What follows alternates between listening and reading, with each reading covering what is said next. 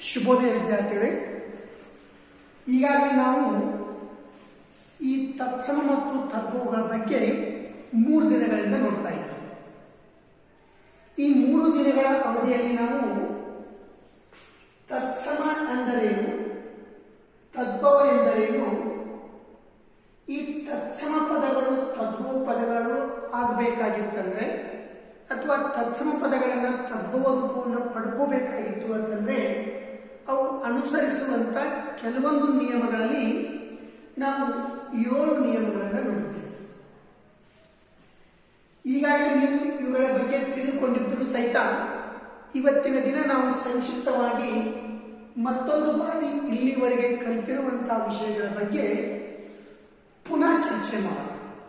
ಯಾಕಂತಂದ್ರೆ ಈಗಾಗಲೇ ನೀವು ಕಲಿತಿರುವಂತಹ ಈ ನಿಯಮಗಳಲ್ಲಿ ಕೆಲವೊಂದು ನಿಯಮಗಳಲ್ಲಿ ನಿಮಗೆ ಸಂಶಯ ಉಂಟಾಗಿರಬಹುದು ಅಥವಾ ಕೆಲವೊಂದು ನಿಯಮಗಳು ನಿಮಗೆ ತಿಳಿದೇ ಇರದಿರಬಹುದು.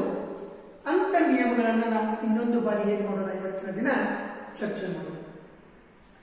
ವಿದ್ಯಾರ್ಥಿಗಳೇ, ಇಲ್ಲಿ ತತ್ಸಮ ಪದಗಳು ತದ್ಭವ ರೂಪವನ್ನು ಯಾವ ರೀತಿ ಪಡೆದುಕೊಳ್ಳುತ್ತಾವು ಅನ್ನುವುದಕ್ಕಿಂತ ಪೂರ್ವದಲ್ಲಿ ನಾವು ಮೊದಲು ತತ್ಸಮ ಪದ ಎಂದರೇನು ಮತ್ತು ತದ್ಭವ ಪದ ಅಂದ್ರೆ ಏನು ಎಂಬುದನ್ನ ಇನ್ನೊಂದು ಸಾರಿ ನೋಡೋಣ.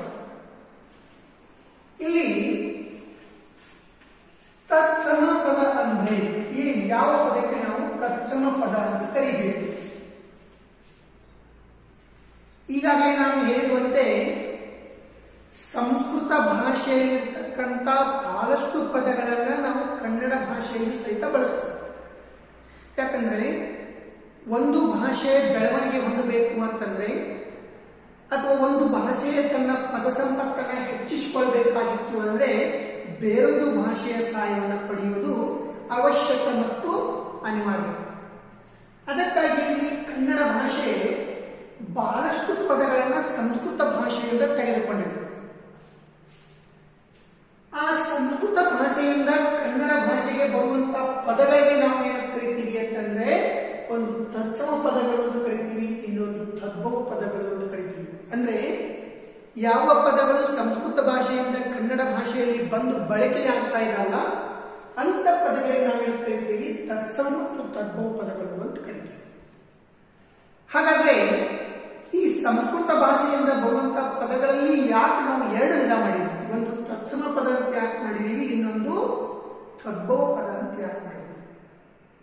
ಆ ಸಂಸ್ಕೃತ ಭಾಷೆಯಿಂದ ಕನ್ನಡ ಭಾಷೆಗೆ ಬರುವಂತ ಯಾವ ಪದಗಳನ್ನ ನಾವು ತತ್ಸಮ ಪದ ಅಂತ ಕರಿಬೇಕು ಮತ್ತು ಯಾವ ಪದಗಳನ್ನ ನಾವು ತದ್ಭವ ಪದಗಳಂತ ಕರಿಬೇಕು ಅನ್ನೋದನ್ನು ನೋಡೋಣ. ಈ ತತ್ಸಮ ಪದ ಅಂದ್ರೆ ಸಂಸ್ಕೃತ ಭಾಷೆಯಿಂದ ಕನ್ನಡ ಭಾಷೆಗೆ ಬರುವಾಗ ಯಾವುದೇ ರೀತಿಯಾದಂತಹ ಬದಲಾವಣೆ ಆಗದೇ ಇರುವಂತಹ ಪದಗಳಿಗೆ ನಾವು ತತ್ಸಮ ಪದ ಅಂತ ಕರಿತೀವಿ. ಬದಲಾಗದ ಪದಗಳು, ಬದಲಾಗದ ಪದಗಳು. ಈ ಬದಲಾಗದ ಪದಗಳು ಅಂದ್ರೆ ಸಂಸ್ಕೃತ ಭಾಷೆಯಲ್ಲಿ ಯಾವ ರೀತಿ ಪದವನ್ನು ಬಳಸ್ತಾರೋ ಅದೇ ಪದವನ್ನು ನಾವು ಕನ್ನಡದಲ್ಲಿ ಬಳಸ್ತೀವಿ. ಯಾವುದೇ ರೀತಿಯಾದಂತಹ ಬದಲಾವಣೆ ಮಾಡುವುದಿಲ್ಲ. ಉದಾಹರಣೆಗೆ ಇದು ಭೂಮಿ ಎನ್ನುವುದು ಕನ್ನಡ ಭಾಷೆಯ ಪದ ಅಲ್ಲ, ಇದು ಸಂಸ್ಕೃತ ಭಾಷೆಯ ಪದ. ಆದರೂ ಸಹಿತ ನಾವು ಕನ್ನಡದಲ್ಲಿಯೂ ಸಹಿತ ಇದನ್ನು ಯಾವುದೇ ರೀತಿಯಾದಂತಹ ಬದಲಾವಣೆ ಮಾಡದೆ ಆ ಸಂಸ್ಕೃತ ಭಾಷೆಯಲ್ಲಿ ಯಾವ ರೀತಿ ಬಳಸ್ತಾರೋ ಅದೇ ರೀತಿ ನಾವು ಇಲ್ಲಿ ಬಳಸುವುದರಿಂದ ಇದನ್ನು ತತ್ಸಮ ಪದ ಅಂತ ಕರಿತೀವಿ. ಇದರಲ್ಲಿ ಯಾವುದೇ ರೀತಿಯಾದಂತಹ ಬದಲಾವಣೆಯನ್ನ ಮಾಡುವುದಿಲ್ಲ. ಅವರು ಯಾವ ಪದವನ್ನು ಬರೀತಾರೋ ಅದೇ ಪದವನ್ನು ನಾವು ಇಲ್ಲಿ ಕರಿತೀವಿ. ಎರಡನೇದು ನಿಮ್ಗೆ ತೋರಿಸ್ಬೇಕು ಹೇಳಬೇಕು ಅಂತಂದ್ರೆ ಪುರಾಣ.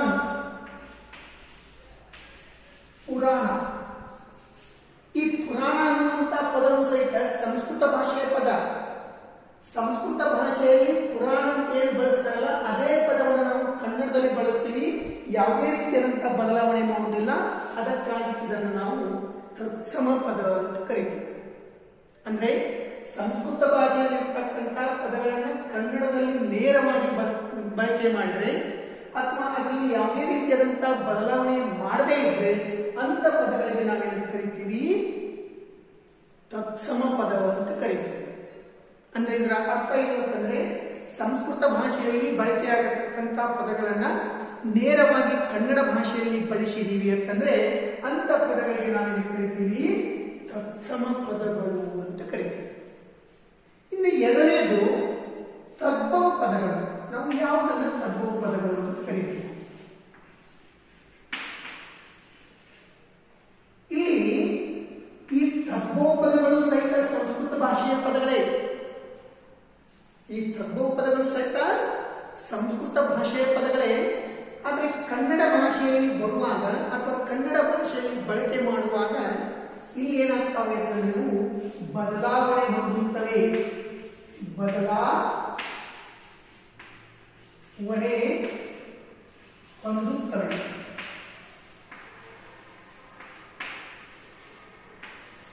ಈ ಸಂಸ್ಕೃತ ಭಾಷೆಯಲ್ಲಿ ಯಾವ ರೀತಿ ಪದ ಇರ್ತದೋ ಅದೇ ರೀತಿಯಾದ ಪದವನ್ನ ಕನ್ನಡ ಭಾಷೆಯಲ್ಲಿ ಬಳಸಂಗಿಲ್ಲ. ಅದರ ಒಳಗೆ ನಾವು ಏನ್ ಮಾಡ್ತೀವಿ ಅಂತಂದ್ರೆ ಅಲ್ಪ ಸ್ವಲ್ಪ ಅಥವಾ ಪೂರ್ಣ ಪ್ರಮಾಣದಲ್ಲಿ ಏನ್ ಮಾಡ್ತೀವಿ ಅಂತಂದ್ರೆ ಬದಲಾವಣೆ ಮಾಡ್ತೀವಿ. ಉದಾಹರಣೆಗೆ ಸಂಸ್ಕೃತ ಭಾಷೆಯ ಪದ ಯಾವುದು ಅಂತಂದ್ರೆ ಇಲ್ಲಿ ಶಾಲಾ ಅನ್ನುವುದು ಸಂಸ್ಕೃತ ಭಾಷೆಯ ಪದ. ಇದು ಕನ್ನಡ ಭಾಷೆಯ ಪದ ಅಲ್ಲ, ಇದು ಸಂಸ್ಕೃತ ಭಾಷೆಯ ಪದ. ಇಲ್ಲಿ ಸಂಸ್ಕೃತ ಭಾಷೆಯಲ್ಲಿ ಮಕ್ಕಳು ವಿದ್ಯೆಯನ್ನು ಕಲಿತಕ್ಕಂಥ ಸ್ಥಳವನ್ನ ಶಾಲಾ ಅಂತ ಕರೀತಾರೆ. ಅದನ್ನು ನಾವು ಕನ್ನಡ ಭಾಷೆಗೆ ತಂದಾಗ ಅದರಲ್ಲಿ ಸ್ವಲ್ಪ ಬದಲಾವಣೆ ಮಾಡ್ತೀವಿ. ಏನೇನ್ ಮಾಡ್ತೀವಿ ಅಂತಂದ್ರೆ ಶಾಲೆ ಅಂತ ಮಾಡ್ತೀವಿ. ಶಾಲಾ ಇರುವಂತ ಸಂಸ್ಕೃತ ಪದವನ್ನ ಕನ್ನಡ ಭಾಷೆಗೆ ತಂದಾಗ ನಾವು ಸ್ವಲ್ಪ ಬದಲಾವಣೆ ಮಾಡ್ತೀವಿ. ಏನ್ ಮಾಡ್ತೀವಿ? ಶಾಲೆ ಅಂತ ಮಾಡ್ತೀವಿ. ಈ ಸ್ವಲ್ಪ ಬದಲಾವಣೆ ಆಗುವುದರಿಂದ ಅದನ್ನು ನಾವು ತದ್ಭವ ಪದ ಅಂತ ಕರಿತೀವಿ. ಬದಲು ಆಗಿಲ್ಲ ಅಂತಂದ್ರೆ ತತ್ಸಮ ಪದ, ಬದಲು ಆಯ್ತು ಅಂತಂದ್ರೆ ತದ್ಭವ ಪದ. ಎರಡನೇ ಉದಾಹರಣೆ ಯಾವುದು ಅಂತಂದ್ರೆ ಇಲ್ಲಿ ನಾವು ಇನ್ನೊಂದು ಉದಾಹರಣೆ ಕೊಡೋಣ. ಇಲ್ಲಿ ಸರಸ್ವತಿ ಅನ್ನುವಂಥ ಪದ. ಸರಸ್ವತಿ ಇಲ್ಲಿ ಸಂಸ್ಕೃತದಲ್ಲಿ ದೀರ್ಘವನ್ನು ಬಳಸ್ತಾರೆ. ಯಾಕಂತಂದ್ರೆ ಕೊನೆಯ ಸ್ವರದಲ್ಲಿ, ಕೊನೆಯ ವ್ಯಂಜನದಲ್ಲಿ ದೀರ್ಘ ಸ್ವರವನ್ನು ಸೇರಿಸ್ತಾರೆ. ಸರಸ್ವತಿ, ಸರಸ್ವತಿ. ಅದನ್ನ ನಾವು ಕನ್ನಡಕ್ಕೆ ಬಂದಾಗ ಸ್ವಲ್ಪ ಬದಲಾವಣೆ ಮಾಡ್ತೀವಿ. ಏನೇನು ಬದಲಾವಣೆ ಮಾಡ್ತೀವಿ ಅಂತಂದ್ರೆ ಸರಸ್ವತಿ, ಸರಸ್ವತಿ. ಇಲ್ಲಿ ನಾವು ಆ ದೀರ್ಘ ಸ್ವರ ಸ್ವರವನ್ನು ಹಾಕ್ತೀವಿ. ಈ ರೀತಿಯಾಗಿ ಏನ್ ಮಾಡ್ತೀವಿ ಅಂತಂದ್ರೆ ಸ್ವಲ್ಪ ಬದಲಾವಣೆ ಮಾಡ್ತೀವಿ. ಈ ರೀತಿಯಾದಂತಹ ಬದಲಾವಣೆ ಆಗುವಂತಹ ಪದಗಳಿಗೆ ನಾವು ಕರಿತೀವಿ ತದ್ಭವ ಪದ ಅಂತ ಕರಿತೀವಿ. ಇನ್ನೊಂದು ಉದಾಹರಣೆ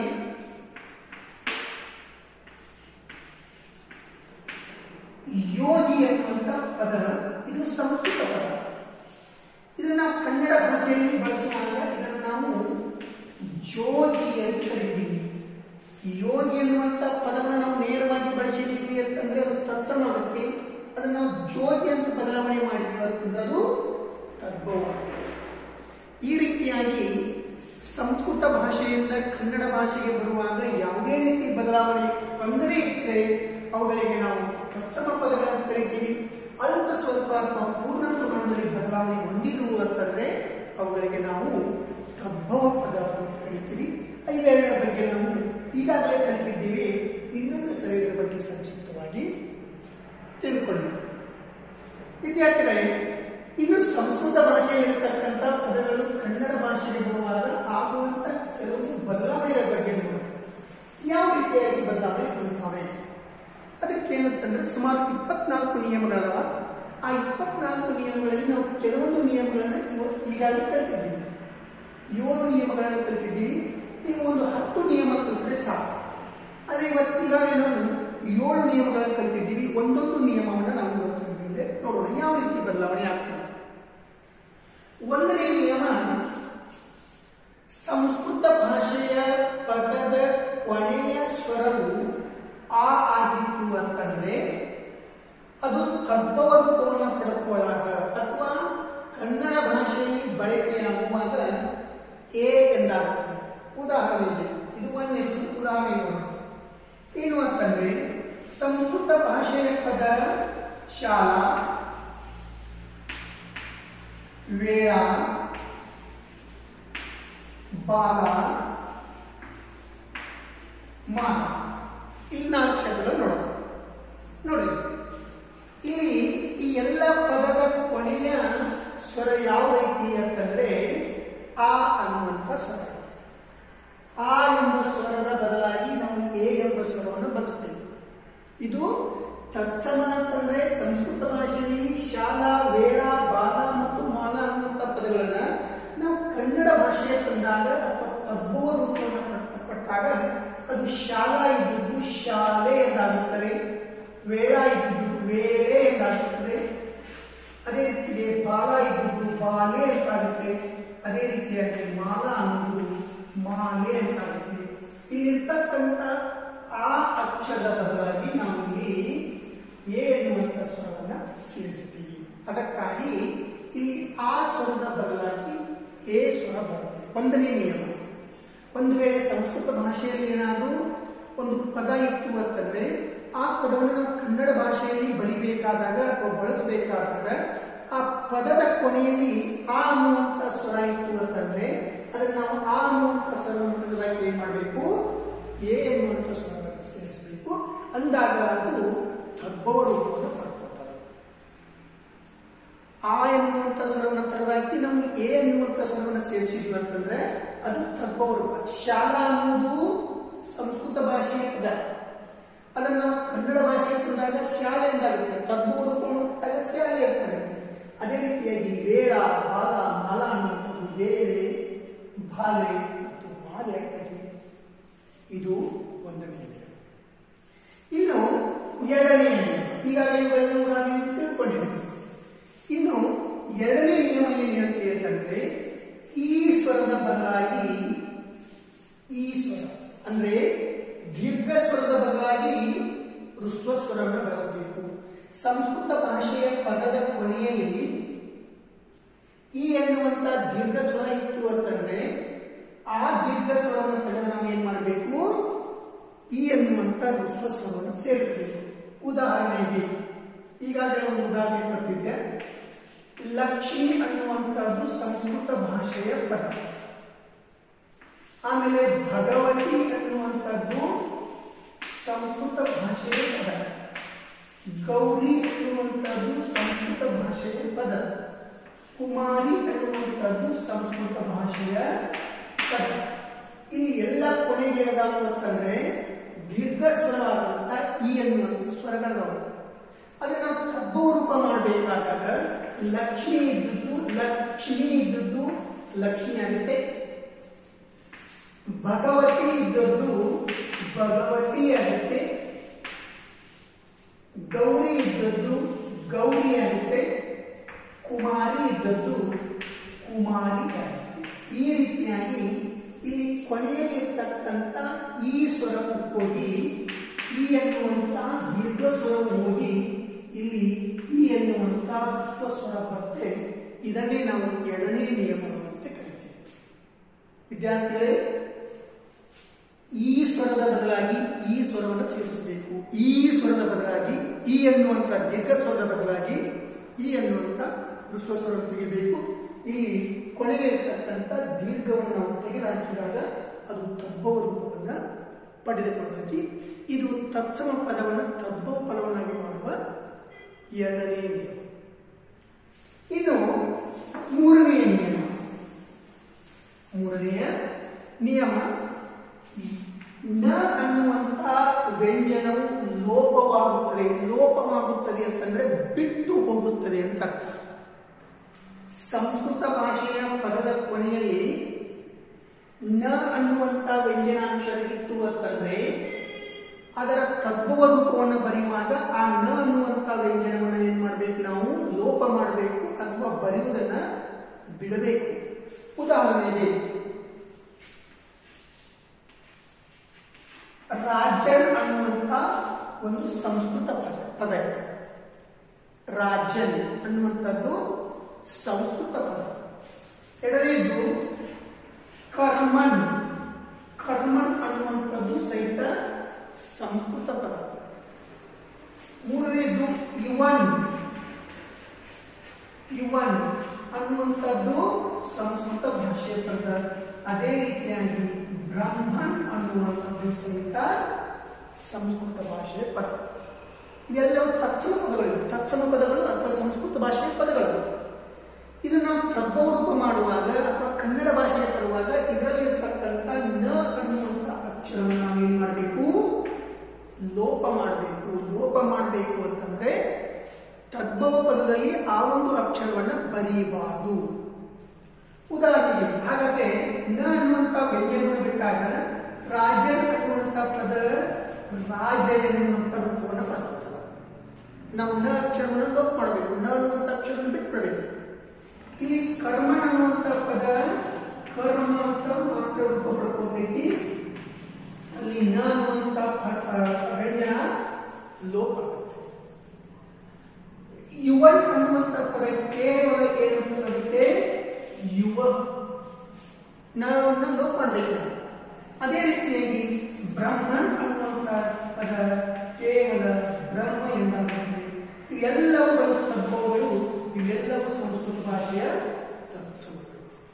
ಈ ರೀತಿಯಾಗಿ ಮೂರನೇ ನಿಯಮ ಏನಿರುತ್ತೆ ಅಂತಂದ್ರೆ ಸಂಸ್ಕೃತ ಭಾಷೆಯಲ್ಲಿ ಇರ್ತಕ್ಕಂಥ ನ ಅನ್ನುವಂಥ ಅಕ್ಷರವನ್ನ ನಾವು ಲೋಪ ಮಾಡಬೇಕು ಅಥವಾ ತದ್ಭವ ರೂಪವನ್ನು ಮಾಡುವಾಗ ಆ ಒಂದು ಪದವನ್ನ ಬರೀಬಾರದು.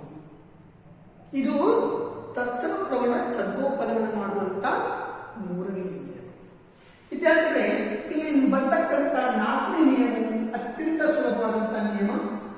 ಏನು ಹೇಳುತ್ತೆ ಅಂತಂದ್ರೆ ನಾಲ್ಕನೇ ನಿಯಮ, ಸಂಸ್ಕೃತ ಭಾಷೆಯಲ್ಲಿ ಇರುವಂತ ಪದದ ಕೊನೆಯಲ್ಲಿ ಸ ಅನ್ನುವಂತ ವ್ಯಂಜನ ಇತ್ತು ಅಂತಂದ್ರೆ, ನಿಯಮ 4, ಸಂಸ್ಕೃತ ಭಾಷೆಯ ಪದದಲ್ಲಿ ಪದದ ಕೊನೆಯಲ್ಲಿ ಸ ಅನ್ನುವಂತ ವ್ಯಂಜನಾಕ್ಷರ ಇತ್ತು ಅಂತಂದ್ರೆ ಅದು ತದ್ಭವ ರೂಪವನ್ನು ಪಡೆದುಕೊಳ್ಳುವಾಗ ಉಕಾರದೊಂದಿಗೆ ದ್ವಿತ್ವವಾಗುತ್ತದೆ. ಉಕಾರದೊಂದಿಗೆ ದ್ವಿತ್ವವಾಗುತ್ತದೆ ಅಂತಂದ್ರೆ ಆ ಸ ಅನ್ನುವಂತ ವ್ಯಂಜನಕ್ಕೆ ಉ ಅನ್ನುವಂತ ಒಂದು ಸ್ವಸ್ವರ ಸೇರುತ್ತೆ ಮತ್ತು ದ್ವಿತ್ವವಾಗುತ್ತದೆ. ಇಲ್ಲಿ ನಾವು ದ್ವಿತ್ವ ಅಂದ್ರೆ ಏನು ಅಂತ ತಿಳ್ಕೊಳ್ಳೋಣ. ಫಸ್ಟ್ ನಮಗೆ ದ್ವಿತ್ವ ಅಂದ್ರೆ ಏನು, ಈ ಪದಾರ್ಥ ಏನು ಅಂತಂದ್ರೆ ದ್ವಿತ್ವ ಅಂತಂದ್ರೆ ಸಜಾತಿ ಒತ್ತಕ್ಷರ ಅಂತ. ಸಜಾತಿ ಒತ್ತಕ್ಷರ, ವಿಜಾತಿ ಅಲ್ಲ ಸಜಾತಿ. ನೋಡಿ, ಸಜಾತಿ ಒತ್ತಕ್ಷರಕ್ಕೆ ನಾವು ಏನೇ ಉದಾಹರಣೆ ಕೊಡಬಹುದು. ಅಮ್ಮ, ಮದ ಕೆಳಗಡೆ ಮದ ಒತ್ತಕ್ಷರಗಳನ್ನು ನಾವು ಸಜಾತಿ ಅಂತ ಕರಿತೀವಿ. ಅದೇ ರೀತಿಯಾಗಿ ಅಕ್ಕ, ಇದು ಸಹಿತ ಒಂದು ಸಜಾತಿ ಒತ್ತಕ್ಷರ. ಅದೇ ರೀತಿಯಾಗಿ ಮತ್ತು, ಆಮೇಲೆ ಬುದ್ಧ, ಇವೆಲ್ಲವೂ ಸಜಾತಿ ಒತ್ತಕ್ಷರ. ತರ ಕೆಳಗಡೆ ತರ ಒತ್ತಕ್ಷರ, ಮದ ಕೆಳಗಡೆ ಮದ ಒತ್ತಕ್ಷರ, ಕರ್ ಕೆಳಗಡೆ ಕರ್ ಒತ್ತಕ್ಷರ, ದರ್ ಕೆಳಗಡೆ ದರ್ ಒತ್ತಕ್ಷರ. ಇವೆಲ್ಲವುಗಳನ್ನು ನಾವು ಸಜಾತಿ ಒತ್ತಕ್ಷರ ಅಂತ ಕರಿತೀವಿ. ಇವುಗಳಿಗೆ ನಾವು ನೋಡಿ ಅಂತ ಕರಿತೀವಿ ದ್ವಿತ್ವ ಅಂತ ಕರಿತೀವಿ. ಯಾವ ವ್ಯಂಜನವು ತನ್ನದೇ ಆದಂತಹ ಒತ್ತಕ್ಷರವನ್ನು ಹೊಂದಿರುತ್ತೋ ಅಂತ ಒತ್ತಕ್ಷರಕ್ಕೆ ನಾವು ಸಜಾತಿ ಒತ್ತಕ್ಷರ ಅಥವಾ ದ್ವಿತ್ವಾಕ್ಷರ ಅಂತ ಕರಿತೀವಿ. ಅದನ್ನು ದ್ವಿತ್ವ ಅಂತ ಕರಿತೀವಿ. ಸಜಾತಿ ಒತ್ತಕ್ಷರ ಇನ್ನೊಂದೇ ಹೆಸರು ಅಂತಂದ್ರೆ ದ್ವಿತ್ವ. ಇಲ್ಲಿ ದ್ವಿತ್ವ ಅಂದ್ರೆ ಏನು ಗೊತ್ತಾಯ್ತು, ಸಜಾತಿ ಒತ್ತಕ್ಷರ. ಇಲ್ಲಿ ಸ ಅನ್ನುವಂತ ವ್ಯಂಜನದೊಂದಿಗೆ ಊದೊಂದಿಗೆ ಸೇರ್ಕೊಂಡು ದ್ವಿತ್ವ ಆಗುತ್ತೆ ಅಂದ್ರೆ ಸಜಾತಿ ಒತ್ತಕ್ಷರ ಆಗುತ್ತೆ. ಸದ ಕೊನೆಯಲ್ಲಿ ಊ ಸೇರುತ್ತೆ, ಅದು ತನ್ನದೇ ಆದಂತ ಒತ್ತಕ್ಷರವನ್ನು ಹೊಂದುತ್ತೆ. ಅದನ್ನು ನಾವು ನೋಡೋಣ ಉದಾಹರಣೆ ಸಹಿತ. ಇಲ್ಲಿ ಸಂಸ್ಕೃತ ಭಾಷೆಯ ಪದ ಮನಸ್. ನೋಡಿ, ಈ ಪದದ ಕೊನೆಯಲ್ಲಿ ಸ ವ್ಯಂಜನ ಇದೆ, ಸ ವ್ಯಂಜನ ಇದೆ. ಎರಡನೇದು ಕನಸ್, ಕನಸ್. ಮೂರನೇದು ಎಸ್ ಎಸ್, ಆಮೇಲೆ ತೇಜಸ್, ನಾಲ್ಕನೇ ಸ್ವಲ್ಪ. ನೋಡಿ, ಇವೆಲ್ಲವೂ ಏನಪ್ಪಾ ಅಂತಂದ್ರೆ ಸಂಸ್ಕೃತ ಭಾಷೆಯ ಪದಗಳು ಕೊನೆಯಲ್ಲಿ ಸ ಅನ್ನುವಂತ ವ್ಯಂಜನಾಕ್ಷರ ಐತಿ. ನಾವು ತದ್ಭವ ರೂಪವನ್ನು ಮಾಡಬೇಕಾದಾಗ, ತದ್ಭವ ಪದವನ್ನು ಮಾಡಬೇಕಾದಾಗ ನಾಲ್ಕನೇ ನಿಯಮ ಏನಂತೆ, ಸ ಊದೊಂದಿಗೆ ದ್ವಿತ್ವ. ಇದ್ರ ಜೊತೆ ನಾವು ಏನ್ ಮಾಡಬೇಕು, ಹೂ ಅನ್ನುವಂತ ಅಕ್ಷರವನ್ನು ಸೇರಿಸಬೇಕು. ಇದ್ರ ಜೊತೆ ಏನ್ ಮಾಡಬೇಕು,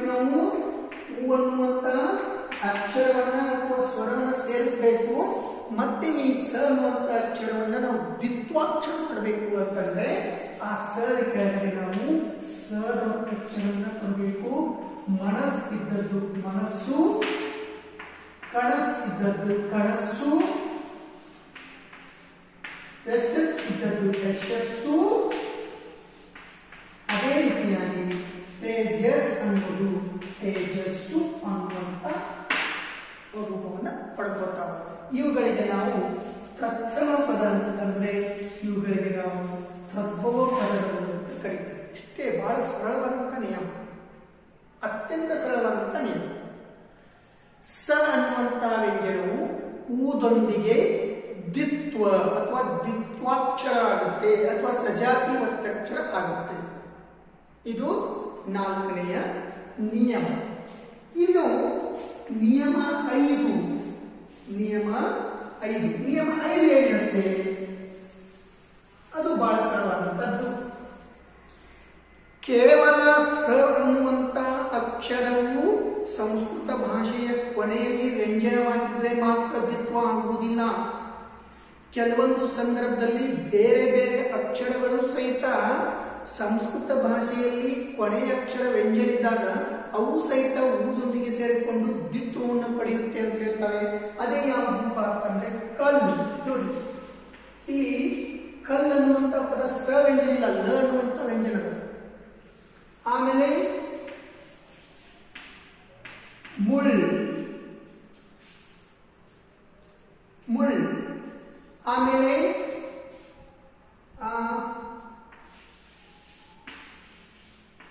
ಕಣ್ಣು, ಆನಂತರ ಹಣ್ಣು. ಇಲ್ಲಿ ಏನಂತಂದ್ರೆ ಬೇರೆ ಬೇರೆ ಅಕ್ಷರಗಳು ಸಹಿತ ಏನಿರುತ್ತಂದ್ರೆ ವ್ಯಂಜನದ ರೂಪದವ. ಈ ವ್ಯಂಜನದ ರೂಪದಲ್ಲಿ ನಾವು ಏನ್ ಮಾಡಬೇಕು? ನಿಯಮ 5ರ ಪ್ರಕಾರ ಬೇರೆ ವ್ಯಂಜನಗಳು ಊದೊಂದಿಗೆ ದ್ವಿತ್ವ. ಇಲ್ಲಿಯೂ ಸಹಿತ ಏನ್ ಮಾಡಬೇಕು? ನಾವು ಹೂವನ್ನು ಸೇರಿಸಬೇಕು ಮತ್ತು ಕೊನೆಯ ಅಕ್ಷರವನ್ನ ದ್ವಿತ್ವಾಕ್ಷರ ಮಾಡಬೇಕು. ಕಲ್ಲಲ್ಲಿ ಹೂ ಸೇರ್ಕೊಂಡು ದ್ವಿತ್ವ ಮಾಡಿದಾಗ ಏನಾಗುತ್ತೆ? ಕಲ್ಲು. ಮುಳ್ ಅನ್ನುವಂತ ಪದವನ್ನ ಊದೊಂದಿಗೆ ನಾವು ದ್ವಿತ್ವ ಮಾಡಿದಾಗ ಮುಳ್ಳು. ಅದೇ ರೀತಿಯಾಗಿ ಕಣ್ಣು ಮತ್ತು ಹಣ್ಣು. ಈ ರೀತಿಯಾಗಿ ಕೆಲವೊಂದು ಸಂದರ್ಭದಲ್ಲಿ ಬೇರೆ ಬೇರೆ ವ್ಯಂಜನಾಕ್ಷರಗಳು ಸಹಿತ ಕೊನೆಯಲ್ಲಿ ವ್ಯಂಜನ ಆಗಿದ್ರೆ, ಸಂಸ್ಕೃತ ಭಾಷೆಯ ಕೊನೆಯಲ್ಲಿ ವ್ಯಂಜನ ಆಗಿತ್ತು ಅಂತಂದ್ರೆ ಅವು ಸಹಿತ ಉಕಾರದೊಂದಿಗೆ ಏನಾಗ್ತಾವು ಅಂತಂದ್ರೆ ದ್ವಿತ್ವವನ್ನು ಪಡ್ಕೊಳ್ತವೆ. ಯಾವ ರೀತಿ ಸಕಾರ ಪಡ್ಕೊಳ್ತವೆ